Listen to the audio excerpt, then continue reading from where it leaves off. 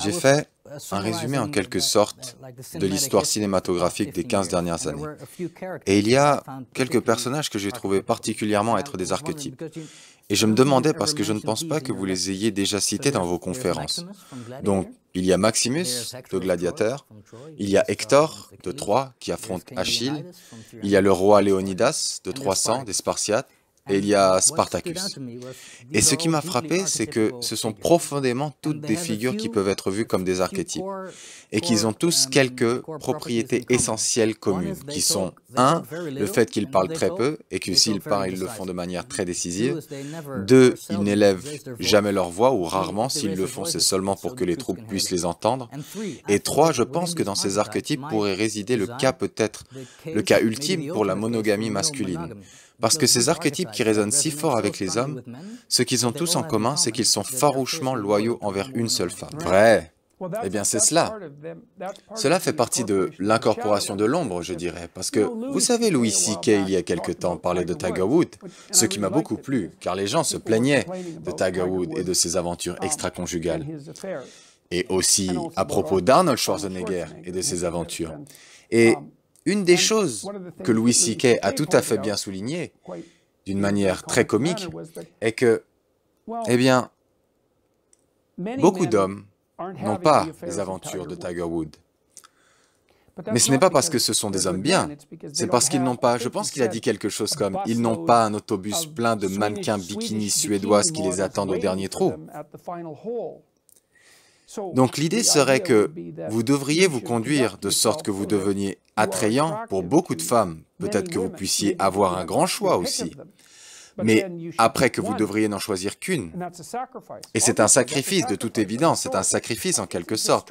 C'est un sacrifice étrange parce que, vous savez, j'ai parlé à quelqu'un, un comique récemment, qui m'a raconté une de ses expériences à Las Vegas. Alors il est allé à Las Vegas avec une superstar dans le domaine du sport.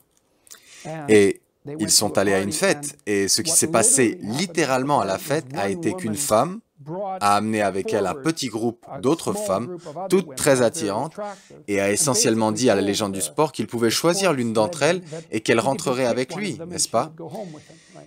Et tout cela avait été arrangé à l'avance, et il m'a dit qu'il a été témoin de beaucoup de situations où quelque chose comme ça est arrivé. Et je pense, eh bien, vous savez que cela éveille en beaucoup de gens ce vieux fantasme d'adolescent qui rappelle le château Playboy de Hugh Hefner, qui a en quelque sorte saisi l'imagination de notre culture à partir des années 1960. Mais imaginez que vous couchiez de manière désinvolte avec une centaine de femmes sur une période de 6 mois, ou une période de 3 mois d'ailleurs, ou une période de 3 semaines, cela ne me dérange pas, choisissez votre unité de temps. Et vous dites, eh bien, mais déjà, disons que vous êtes extatique avec vous-même, parce que vous avez été validé par cette opportunité. Et je ne rends pas cela insignifiant, ce n'est pas rien d'attirer les femmes comme ça. C'est vraiment quelque chose d'attirer les femmes comme ça. Mais ce n'est pas évident pour moi que votre choix de vous conduire de cette manière enrichisse plus votre vie ou la vie des autres dans n'importe quel cas que de choisir une personne et d'avoir une relation, une vraie relation avec celle-ci. C'est seulement vrai que la voie de la promiscuité, disons, est mieux si vous pouvez réellement séparer la sexualité de tous les autres éléments de la vie. Vous dites, eh bien, que c'est une question de variété, de plaisir impulsif, ou peut-être même légèrement plus profondément que le plaisir impulsif. Cela pourrait être le plaisir impulsif partagé. Mais je ne pense pas que vous pouvez faire cela parce que la sexualité ne peut être divorcée de la famille et de la moralité et de tous les autres éléments de votre vie. Et si vous êtes mature, vous savez cela. Et vous prenez donc une décision. Vous prenez la décision de ne pas capitaliser sur vos opportunités, de ne pas abuser de vos opportunités. Et vous savez, une grande partie du phénomène MeToo, une grande partie de cette bataille qui se joue dans notre culture est une conséquence de l'échec des hommes de reconnaître cela.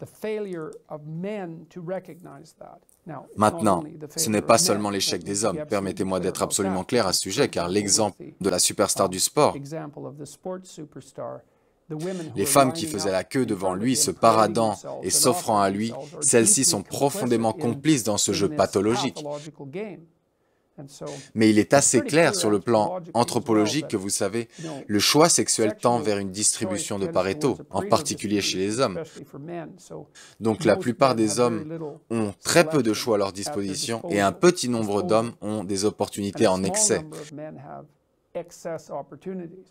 La question est de savoir ce que ce petit nombre d'hommes devrait faire, et vous pourriez dire capitaliser dessus et au diable avec les conséquences.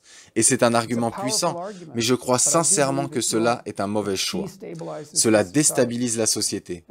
Et donc, je ne pense pas non plus que cela soit bon pour votre âme, parce que le problème de traiter d'autres personnes comme des partenaires sexuels désinvoltes, disons que c'est comme si vous vous traitiez également de la même façon simultanément. Et je ne pense pas que cela soit bien pour vous, car vous n'êtes pas, sauf si c'est ce que vous voulez être, si vous voulez juste être un partenaire parmi tant d'autres, sans grande importance. Je ne dirais pas que c'est une ambition particulièrement noble, vous devriez être capable de faire mieux que ça.